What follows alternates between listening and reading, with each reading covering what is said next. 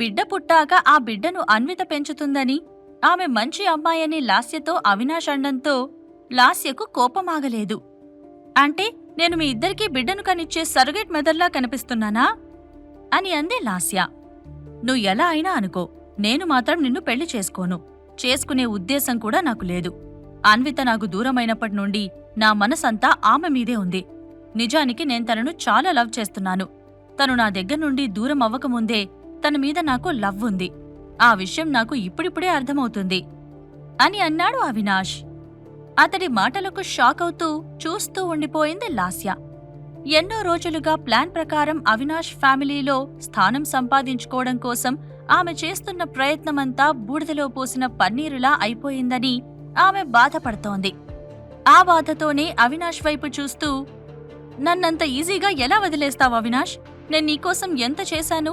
కేవలం నువ్వు కావాలన్నావనే కదా నీకోసం పెళ్లి కాకుండా బిడ్డను కనడానికి కూడా రెడీ అయ్యాను. అసలెవరైనా అమ్మాయి ఇలాంటి సాహసం చేస్తుందా? నువ్వు అడిగావని నేను ఒప్పుకున్నాను. అలాంటి నాకు నువ్వు ఇచ్చే గిఫ్ట్ ఇదేనా అని ఏడుస్తున్నట్టుగా యాక్ట్ చేయబోయింది లాస్య. ఆమె మాటలకు ఏం సమాధానమివ్వాలో అవినాష్కు అర్థం కాలేదు. కొన్ని క్షణాలు ఆలోచిస్తూ ఉండిపోయాడు. ఆ తర్వాత ఏదో గుర్తొచ్చిన వాడిలా, నువ్వు నాకు చేసిన దానికి ప్రతిఫలంగా నేను నీకేదైనా చేస్తాను. నువ్వు ఒక కంపెనీలో జాబ్ చేస్తున్నావు కదా, ఆ కంపెనీలో నీ శాలరీ డబుల్ అయ్యేలా చేస్తాను. ఆ కంపెనీ డైరెక్టర్ నాకు క్లోజ్ ఫ్రెండ్. ఆ విషయం నీక్కూడా తెలుసు. అంతేకాదు, ప్రమోషన్ వచ్చేలా చేస్తాను. ఓకేనా అని అవినాష్ అన్నాడు. ఛీ, చెత్త ప్రమోషన్ ఎవడికి కావాలి? నాకు నువ్వు కావాలి అవినాష్. నేను నిన్ను ప్రేమిస్తున్నాను.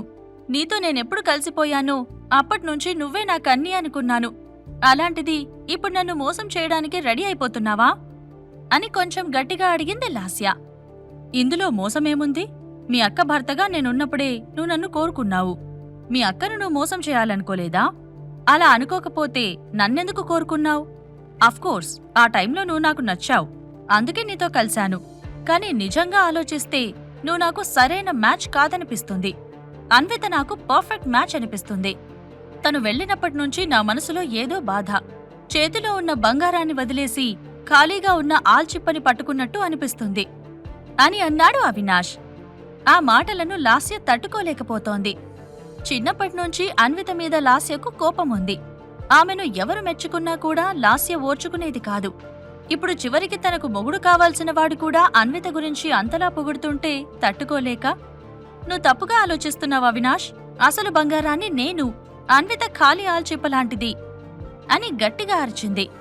ఆ మాటలకు సమాధానమివ్వకుండా అక్కడ్నుండి వెళ్ళిపోవాలని అవినాష్ డిసైడ్ అయ్యి డోర్ తెరవబోయాడు.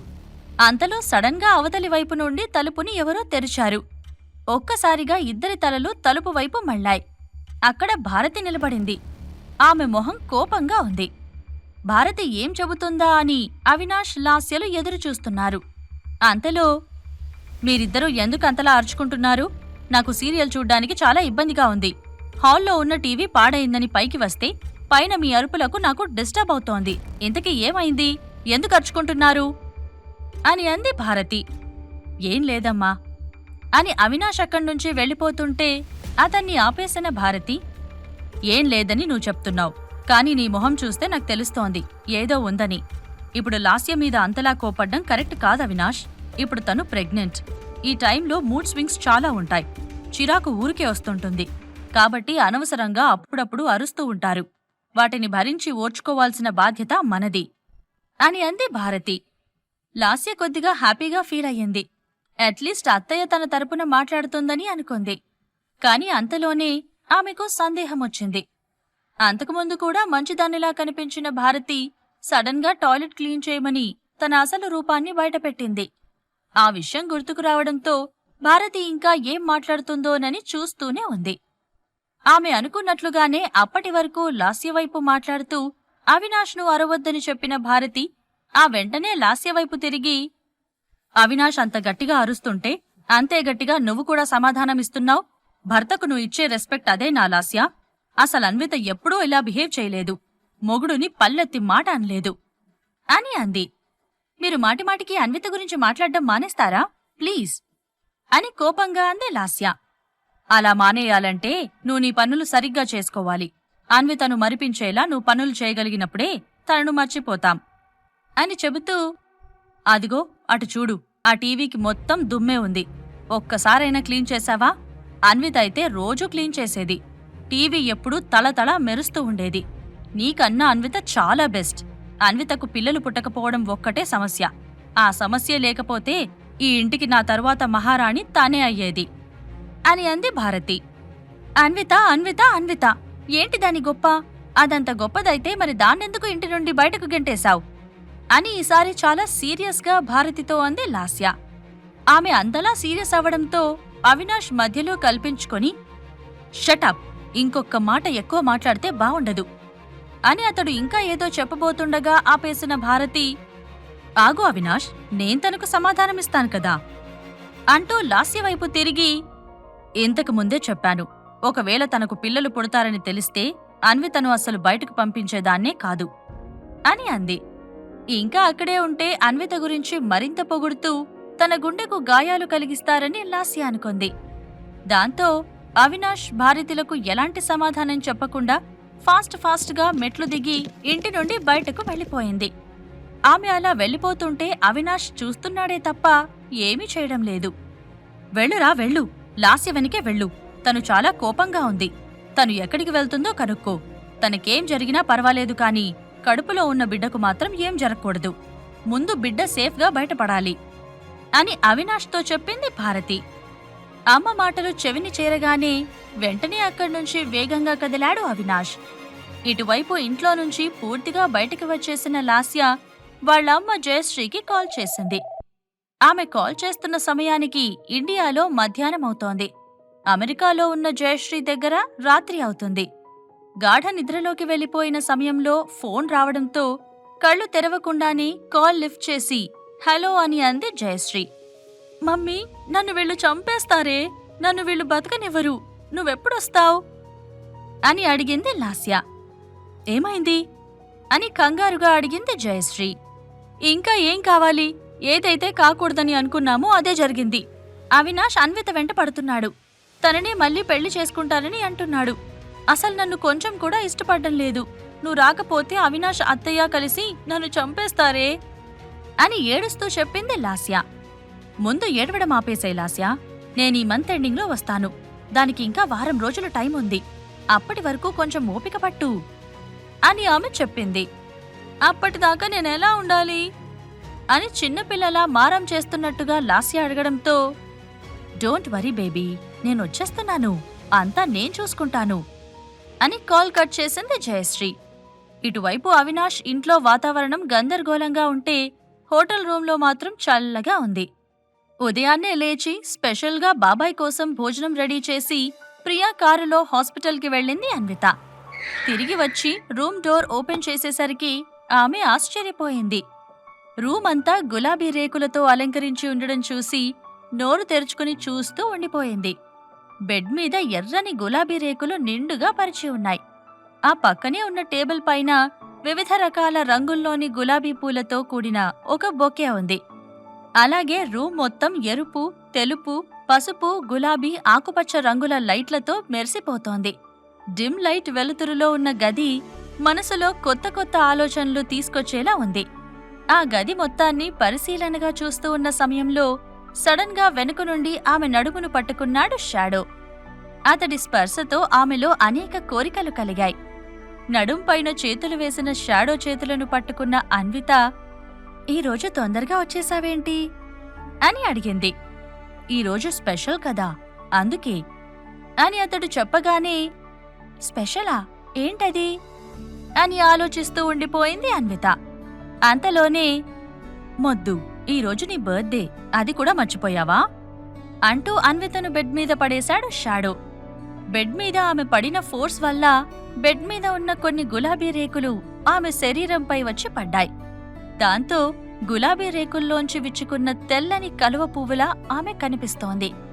ఆ అందానికి అతడు ఆశ్చర్యపోతూనే కలువ పువ్వును అందించుకోవాలన్న కోరికతో బెడ్ మీద పడ్డాడు. బర్త్డే రోజు నీలో అందం ఇంకా పెరిగింది తెలుసా అని అన్నాడు షాడో. నాలో అందం బర్త్డే కారణంగా పెరగలేదు, నీ కారణంగా పెరిగింది. నువ్వు నన్ను కలిసిన దగ్గర్నుంచి నాలో అందం అంతకంతకు పెరుగుతోంది నీ చూపులు నన్ను తాకినప్పుడు నాకు అందంగా ఉండాలనిపిస్తుంది. నీ మాటలు నాకు వినిపించినప్పుడు నీతో రొమాంటిక్గా ఉండాలనిపిస్తుంది. టోటల్గా నాలో అందాన్ని, ఆనందాన్ని తీసుకొచ్చింది నువ్వే అని అంది అన్విత. ఆ మాటలకు చిన్నగా నవ్విన షాడో ఏమీ సమాధానం చెప్పకుండా డైరెక్ట్గా ఆమె పెదాల మీద ముద్దు పెట్టేశాడు. అతని పెదవుల తడి తగలగానే ఆమె నరాల్లో శృంగార కోరికలు పరుగెత్తాయి. 2 నిమిషాలు గడిచాయి. ముద్దు తీవ్రత ఎక్కువైపోతుండడంతో ఊపిర్లు భారంగా మారాయి. 4 పెదవులు విడిపోవడంతో ఒక్కసారిగా ఇద్దరి ఊపిర్లు వేగంగా వచ్చాయి. ముందుగా తేరుకున్న షాడో అన్విత వైపు చూస్తూ, నీతో ఉన్నప్పుడు నన్ను నేను మర్చిపోతుంటానన్విత. ఎప్పటికీ నీతోనే ఉండిపోవాలనిపిస్తుంది. నువ్వు జాబ్ మానేసి రూంలోనే ఉండిపో, నేను కూడా ఇక్కడే ఉంటాను అని అన్నాడు షాడో. అతడలా సడన్గా అనేసరికి, నేనసలు ఇంటి నుండి బయటకు వచ్చిందే ఈ మధ్య. ఇప్పుడు నేనొక్కదాన్నే ఎలా ఉంటాను అని అంది అన్విత. మరి ఇక్కడుంటే అందరి మగాళ్ళు నీ చుట్టూ చేరుతున్నారు. అందరితో నువ్వు మాట్లాడాల్సొస్తుంది. వాళ్లంతా నిన్ను అట్రాక్ట్ చేయడానికి చూస్తున్నారు అని అన్నాడు షాడో. నార్మల్గా మొదలైన సంభాషణ సీరియస్ అవడంతో, ఆ విషయాల గురించి ఎందుకు సీరియస్గా ఆలోచిస్తున్నావు షాడో? ఆడవాళ్లకు ఇలాంటి ప్రాబ్లమ్స్ సహజంగా ఉంటూనే ఉంటాయి. ఎక్కడికి వెళ్లినా ఎవరో ఒకరు వెంట పడుతూనే ఉంటారు. మన జాగ్రత్తలో మనముండాల్సిందే, మనం చెయ్యాల్సిందే అని అంది అన్విత. కాని నేనెందుకో భరించలేకపోతున్నాను. నిన్ను ప్రేమిస్తున్నాను కదా, అవతల వాళ్ల మాటలను తీసుకోలేకపోతున్నాను. రాఘవ్ నీతో మాట్లాడుతుంటే అస్సలు ఊరుకోబుద్ధి కాలేదు. అక్కడ గొడవ చేస్తే బాగోదని సైలెంట్గా ఉన్నాను అని అన్నాడు షాడో. సైలెంట్గా ఉన్నావా? అంటే రాఘవ్ నా మీద కోప్పడ్డప్పుడు నువ్వు అక్కడే ఉన్నావా అని ప్రశ్నార్థకంగా అడిగింది అన్విత. ఒక్కసారిగా తనను తాను తమాయించుకొని, లేదు, నేనక్కడ్లేను. బట్ నీ ఇన్ఫర్మేషన్ మొత్తం నాకు తెలిసిపోతుంది అని తన తప్పును సరిదిద్దుకుంటున్నట్లుగా చెప్పాడు షాడో. ఓ అలాగా అని అతని వైపు ఓరగా చూసిన అన్విత, రాఘవ్తో ఏదైనా మాట్లాడాలంటే డైరెక్ట్గా మాట్లాడొచ్చు కదా, ఎంతైనా అతన్ని తమ్ముడే అని చెప్పబోతూ సడన్గా నాలుక కరుచుకొని ఆపేసింది. ఆ మాటలకు అన్విత వైపు సీరియస్గా చూసిన షాడో, అంటే నువ్వు నన్ను ప్రవీణ్ జయరాం అనుకుంటున్నావా అని అడిగాడు. ఆమెకేం సమాధానం చెప్పాలో అర్థం కాలేదు. అన్వితకి తన ఐడెంటిటీ తెలిసిపోయిందని షాడోకు ఎప్పుడో తెలిసింది. అలాగే అతని ఐడెంటిటీ తెలిసినా కూడా చెప్పకుండా దాస్తూ వస్తోంది అన్విత. సినిమాల సెలబ్రిటీల గురించి పుకార్లు ముందుగా వైరల్ అయ్యి ఆ తరువాత అధికారికంగా పుకార్లు నిజాలుగా మారి బయటకు వస్తాయి. ఇక్కడ కూడా నిజం తెలిసినా అధికారికంగా ప్రకటన రాలేదన్న కారణంతో ఇద్దరూ ఆ విషయం గురించి ఇప్పటివరకు మాట్లాడలేదు. అన్విత ఏమీ మాట్లాడకపోవడంతో, నువ్వు నా గురించి తప్పుగా ఆలోచిస్తున్నావు. నువ్వు అనుకుంటున్నట్లు నా ఫేస్ అంత అందంగా ఉండదు. నువ్వు నన్ను చూడగానే డిసప్పాయింట్ అయిపోతావు అని అన్నాడు షాడో. షాడో ఎందుకలా అన్నాడు? తనే ప్రవీణ్ జయరామని ఎందుకు రివీల్ చేయలేకపోతున్నాడు? ఈ ప్రశ్నలకు సమాధానాలు తెలుసుకోవాలంటే నెక్స్ట్ ఎపిసోడ్ వినాల్సిందే. క్రింద ఇచ్చిన లింక్ ని క్లిక్ చేసి పాకెట్ ఎఫ్ఎం యాప్ ని ఇన్స్టాల్ చేసుకోండి. Stay tune to pocket FM.